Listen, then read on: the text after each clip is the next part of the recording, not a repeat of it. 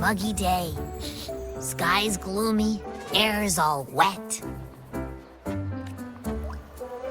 Oh, man. At least let me finish my sentence. Ugh. Cold, cold, cold. Oh.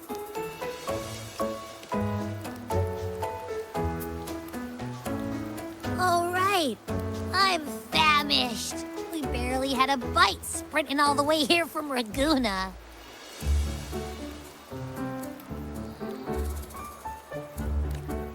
Whoa! Pinch me! This is a feast and a half!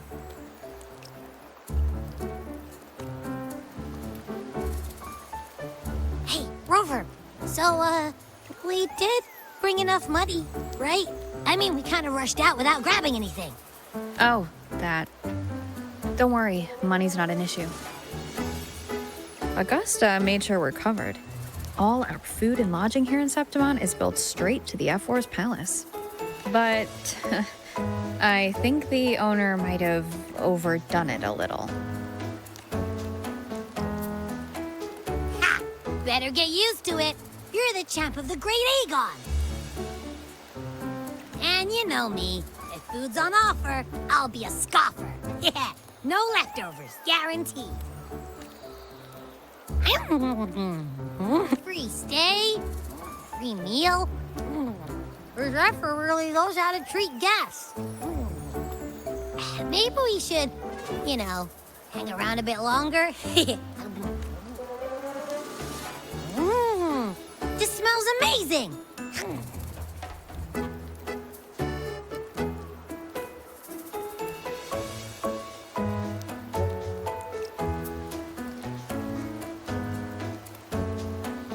Abby, what do you think Imperator wants me to find? If Cardathia's right, the last clue should be somewhere on the Sanguis Plateaus.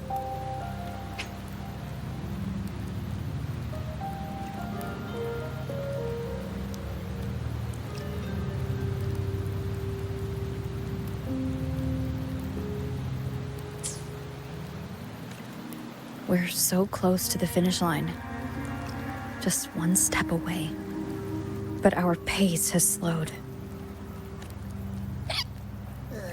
Relax. We're already back in Septimon. What's the rush?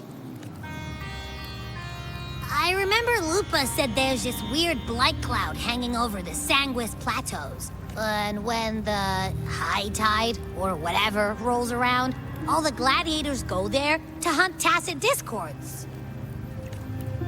Wait, is the high tide coming up soon? The Afra's invite did say something about a big hunt. That reminds me. Aren't we supposed to meet her today?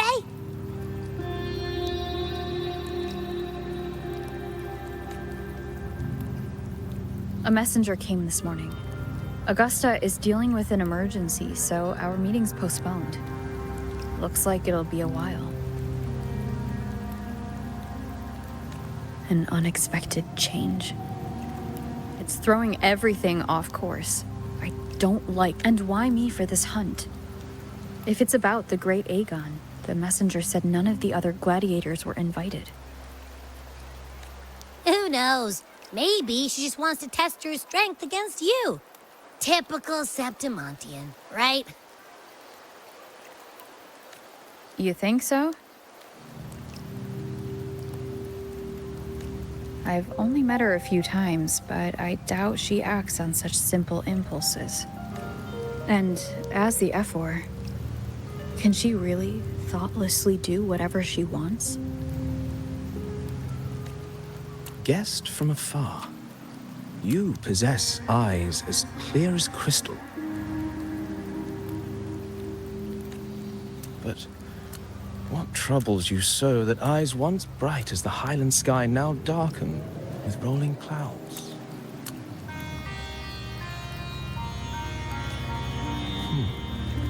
A warrior who walks the blade's edge does not falter over trifles. The clouds, if I may guess, are cast from the throne. At the peak of Capitolini Hill, beneath the pale walls of the Ephes Palace, secrets lie buried. And the most intricate among them are those born from the pursuit of power. Even one as honorable as the Effer must learn when to be ruthless. In Septimont, a city forged in iron and blood, anyone who seeks the throne without knowing the cost is no better than a lamb marching to the butcher's knife.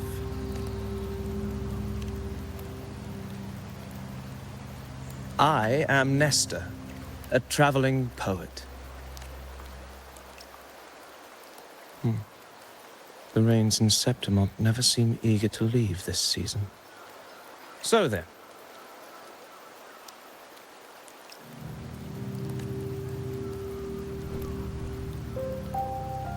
if you are curious about the Effer, then allow me to say that nothing would honor me more than to offer even a modest service to the champion of the great Aegon. Wait, how do you know she's the champion? And all that stuff about the F-4, too. Huh? Your eyes. Were we talking too loud? To see and to hear are but two of the many ways to perceive. Trusting the senses is a habit, a natural expedience, but not the only option.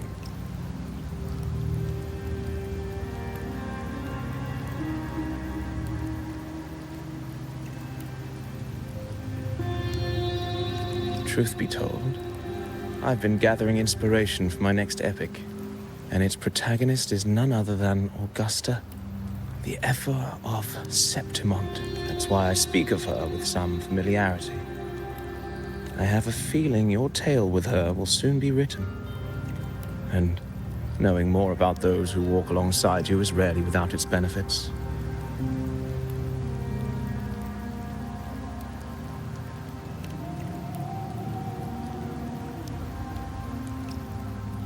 Augusta.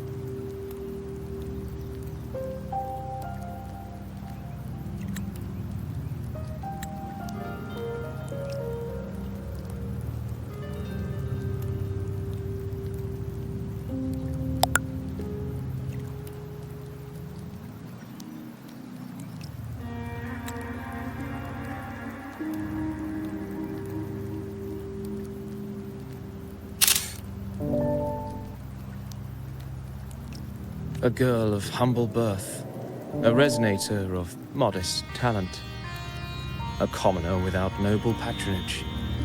And yet, from the den of wolves that is Septimont City, she rose and eventually claimed her place.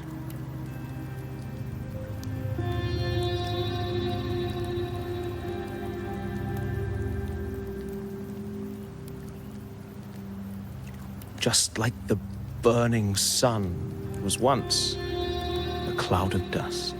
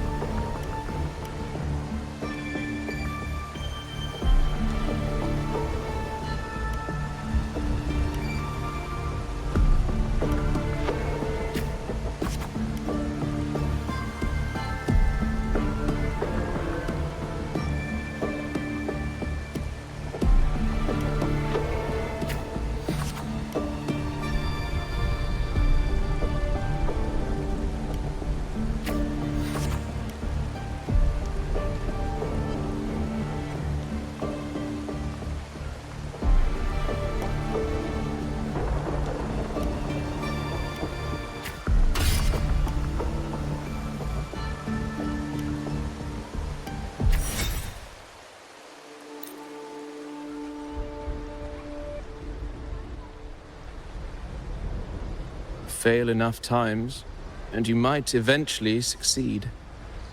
Should we call it resilience? Or mere stubbornness? Or perhaps, for a girl who has lost everything, there was never a second option. She had no one to trust but herself, and naught but a blade to hold.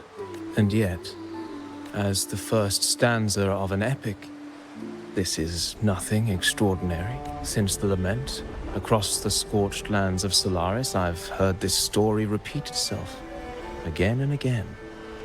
Greatness. Yes, our era has certainly seen it. But true greatness is never found on the first page of a story. Courage, glory, and honor. Such immortal virtues have been etched in tablet and stone. They are never forged overnight. Light as a thread, elusive as the wind, they weave themselves into every twist of fate, tangling with every insignificant choice we make. I don't know. It's just unbelievable. The Augusta he's talking about, and the F-word we saw in the arena. No way they're the same person. A girl far from home, arriving in the city upon Capitolini Hill in pursuit of strength. No title, no status, no wealth. I doubt anyone at the time could have imagined her rising to where she is now. Do you mean Kato? Do you believe Kato handed her that final victory on purpose, and that his scathing words were a test of her resolve? Then Kato must have been an idealist to place his faith in a girl with nothing to her name. Now, why don't we keep this question in mind and see where the story leads us?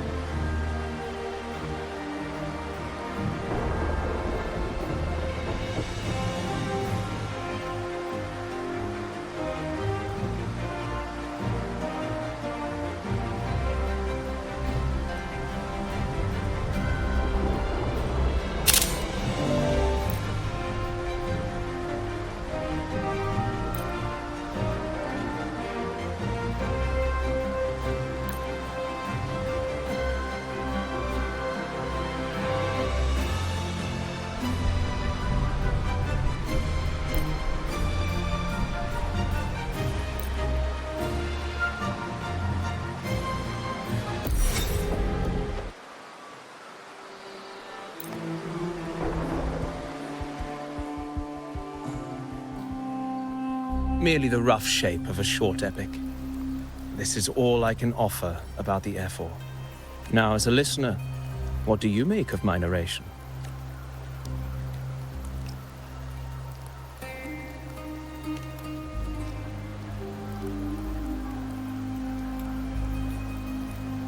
In this, you are right.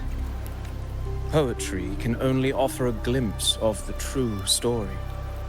The reality of people, events, and things slips beyond the grasp of words.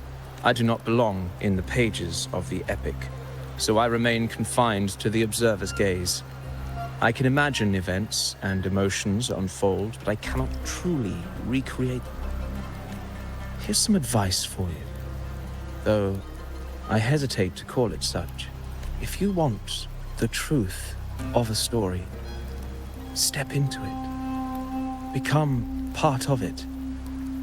The opportunity stands before you now. As I've said, the tale between you and Augusta, the hero of Septimont, is only now turning its next page. It's not difficult to see. Fate flows like the stars, tracing their course. Your destination is written in the steps you take.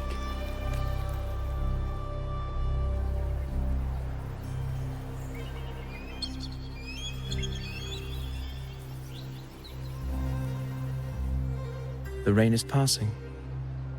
I hear it ceasing its symphony upon the earth.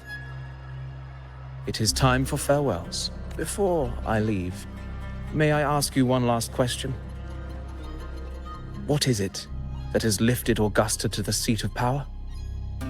What is it that makes a ruler? Well, I'd say strength.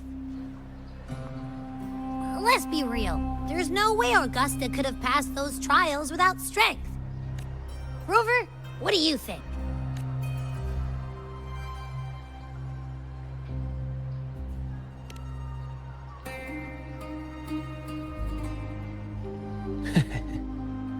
You needn't rush to answer now. Keep it in mind as you continue your journey. When the final chapter is written, the answer will reveal itself. Farewell, my friend. Our paths crossed by fate and by chance. Soon, after this brief encounter, everything about me will be gone with the wind. But you, your epic continues.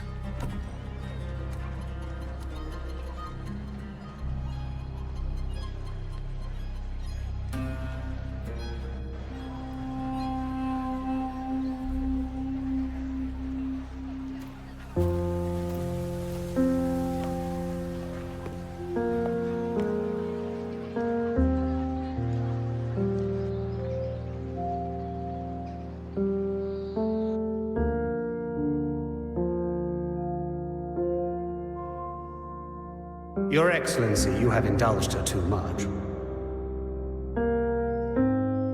As the priestess, you know is far too unruly in both action and word. It's a disgrace to her title. Indeed. She entered the palace unannounced, uninvited, and with no decorum. A blatant affront to the authority of the palace. Same as always. Senators, all she crossed was a doorway. One too insignificant to carry the weight of our authority, or defend anyone's fragile pride. Let us not forget, it is not the walls of Capitolini Hill that command fear. It is my will, my sword, and our relentless conquest. I know your fear. You fear a priestess's voice drowning yours, and a rebel challenging the Senate's rules. But listen well. Power does not bow to sycophants, cowering behind their traditions. If you seek power, then step from the shadows. Face me, and prove yourself worthy.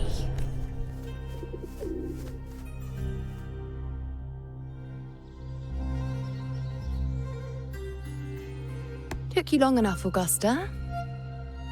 Handling the senators takes time. You know that. Well, to keep our esteemed priestess from waiting, maybe next time I'll just leave them to their own devices. I'll make sure they record every detail of your feat and relay it word for word to Grandmother Lilibet. Priestess Iuno. Unruly behavior left Tetragon Temple without permission and trespassed into the Ephor's palace. I wonder, who will lose it first? Lilibet or you? Let those old foxes report me all they want. If they step into the tetragon left foot first, I'll shoot the left. Right foot first, I'll shoot the right. Hey, I'm with you on that one. The Senate should be reminded now and then that the Tetragon's kindness is not a reason to take Priestess Yuno lightly. Why didn't you wait there? I had everything handled. We depart for the hunting ground tonight. If anything changed, you could have reached me by my terminal. You didn't need to come all the way here. I want you free of duty until that day arrives. You're overthinking it, Augusta. I'm here to see that person. Grandmother Lilibet said her fate is one of unknowable void. Sounds intriguing enough to make time for. So that's it? Too bad. The ship from Laguna won't dock until tomorrow morning, and we'll be gone by then. Ugh, what a hassle. Patience, you know. The warrior has accepted the invitation. So, you'll have plenty of time to meet during the hunt. Is there something else you want to say? I read Grandma Lilibet's Book of Prophecies. The hunt and our plan, neither end well.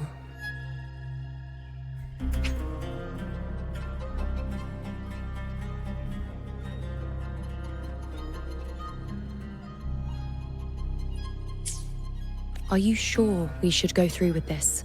Risk does not trouble me. Peril simply requires greater strength. But really, when did you start caring about the temple's traditions?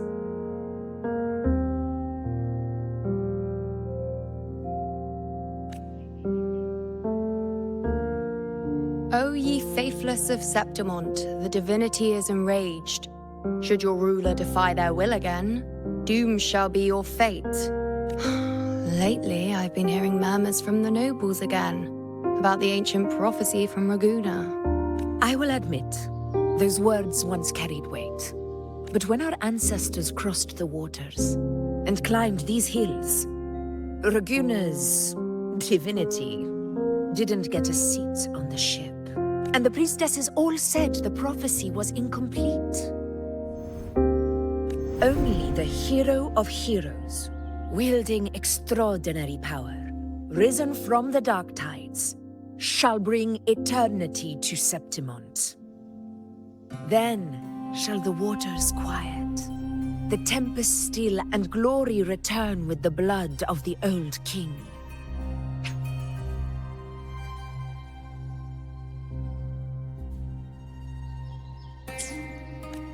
Do not forget, this is the other half of the prophecy. Fabius, Attilius, Valeria, one after another, these heroes have saved Septimont from the brink of ruin. As long as a hero stands, no disaster can break this eternal city. What if this time is different? What if ruin is our fate? Then I will sever that fate with my blade.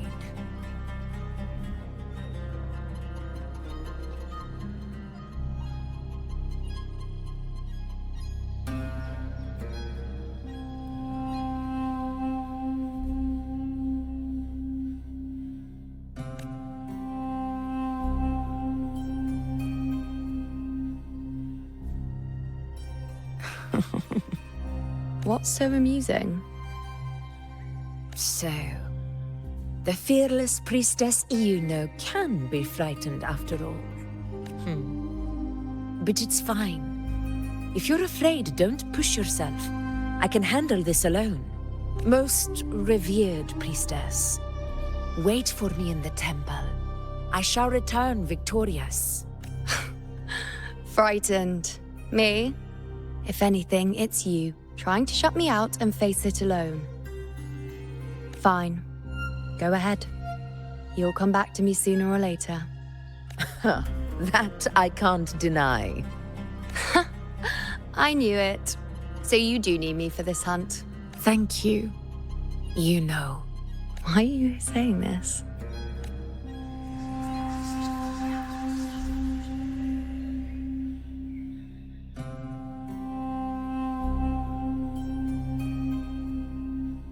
The storm is coming.